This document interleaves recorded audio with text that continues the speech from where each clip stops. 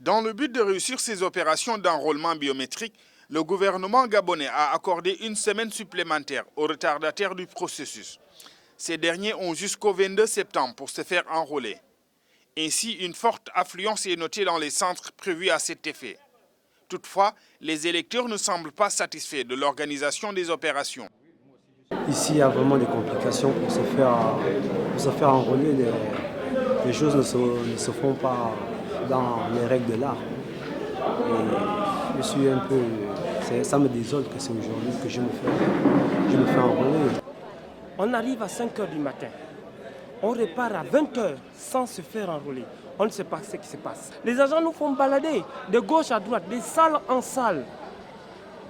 Ça ne va pas. Il faudrait que les autorités revoient un peu la manière, l'organisation.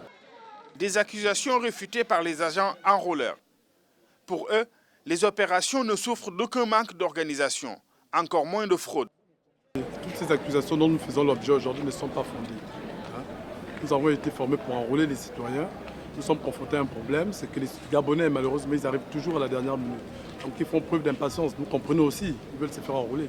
Mais de là à dire qu'il y a des cas de fraude, malheureusement à mon niveau, et ça je parle sous le contrôle de mon chef, malheureusement, qui s'est déplacé, il n'y a pas de cas de fraude.